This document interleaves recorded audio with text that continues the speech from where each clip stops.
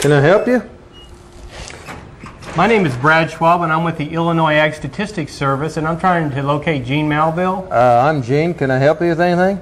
Gene, here's my business card, and we're currently working on our June Agriculture Survey, and this is a national survey that where agricultural producers like yourself provide us information on your crops and livestock, and the information will be used to prepare agriculture estimates for Illinois and for the United States, and any information that you give us on this survey will be kept strictly confidential. Might you be able to help us on this survey? Well, I think I probably could. I kind of remember seeing that map one other time. Okay, well, do you have a table we can sit down at? Yeah, why don't you just come on in and we'll take care of it. All right.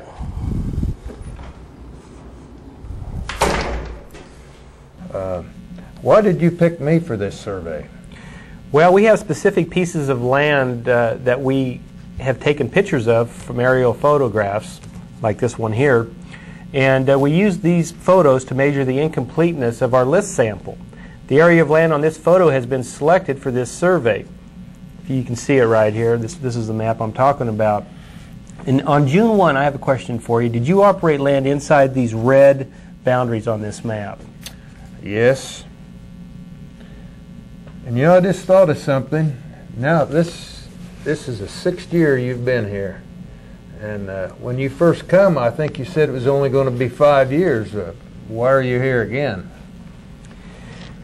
Well, during the 2002 census, and let me just explain, we tried to relieve respondent burden, those people that were doing the census of agriculture. And so what happened was every year we rotate 20% new segments into this sample. But because of this maneuver, or not rotating these new segments in, it basically forced the remaining segments, and you are one of those people, to be in the survey for 6 years versus 5. So I apologize for this inconvenience and would really appreciate your cooperation for just one more year. You know, my neighbor never responds. Why should I? Well, the best place to get reliable information is the person closest to the product. That's why we depend on the voluntary cooperation of reporters like you. If our reports were no longer available, producers would have to rely on reports from private information sources or just plain luck, and neither will guarantee a sound basis for making intelligent management decisions. As a matter of fact, our crop and livestock reports give you the same insight to future price trends that organized dealers have. It's the fact that those with the best information usually make the best decisions, and our information system is a key item in our agricultural industry. We have information about supply, prices, stocks, income, cost of production, land values, farm numbers, exports, and all of this information is furnished voluntarily by the producers and businesses to ensure that everyone has reliable data upon which to base their decisions. We cannot always expect information to be favorable, but the choice of no information is really unthinkable in any kind of business today. Boy, where can I get one of these aerial photos? We've had a lot of farmers that have been interested in getting one of these because you can see your homestead, your farmstead and all on there, but what you need to do is contact our office in Springfield, and we'd be happy to have them order you one from Washington, D.C. I notice here that couldn't we change this red line here a little bit? It looks like that splits my field up in half. Yeah, I do see where your cornfield extends over across that red line. Well, I have to tell you this, that we're unable to make that change in the current year that we're in right now. But what we do, we have a special form that we fill out at the end of the year to request these changes. So next year, hopefully it'll be corrected to include your field. Okay. You know, last year you put an objective yield out in one of my fields, and I never got any results from it. Can I get some results this year if you put a plot out in my field? We'd be happy to send you the results, and we generally on a regular basis send the results to all of the people that participate in the survey, but I just have to remind you that those results will not be coming out until next year in January or February. Another thing, you know, aren't all these objective yield plots kind of politically generated? Don't they just say what Bush wants us to say? Well, you're not the first person that's asked that, you know, but what we have to do is randomly place these plots in the field, and we don't want to try to put them, or we make a conscious effort to not put them in the best part of the field or the weakest part of the field. We randomly place them out in the field. So the bottom line is that no, none of this is politically done. We have no political appointees within our agency. And this fact is to ensure that what you're asking me doesn't actually happen. Okay. You know, I've already reported my acres to the FSA. Can't you just go and get the numbers from them?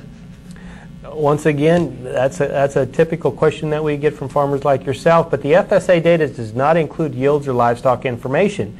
I mean, the time period we're interested in is not comparable to the FSA information that you provide to them, and also FSA does not have all the information that we need. The information that they have relates only to farm program commodities and does not include data for any livestock, dairy, or specialty commodities that we need. You know, I want my numbers to be as accurate as possible. Can you come back in a couple weeks after I finish my planning? We appreciate your concern for accuracy, but we also have a timely report to put out. Therefore, your best estimates will be appreciated at this time, and I'll try to get through this questionnaire as quickly as possible. You know, somebody called yesterday about some information. Wasn't that your office? Well, we have a rotation of these aerial segments, and we have no idea who is the operator of the new segments until we actually interview them. So with multiple surveys going on, it's possible that you were contacted by our office. So you already have my information?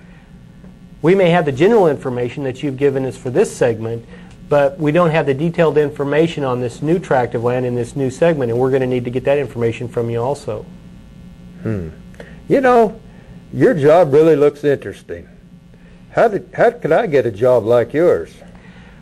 Well, the best thing that I can do is give you my supervisor's name and telephone number, and then you can contact them directly, and they'll let you know if we're hiring in this area and if we need new employees. Of course. What does it pay? Well, I believe the starting salaries have changed in the last 6 months, so I'm not really sure what they are since I've been working now for 15 years, but my supervisor can also fill you in on all those details. Well, okay, thanks. Well, thank you for taking the time to fill out this survey, and as in previous years, it's likely that we might be back in July and ask you if we can lay out in one of your corn or soybean fields one of our objective yield plots. So until then, I've enjoyed talking to you, and I hope we can work with you again in the future.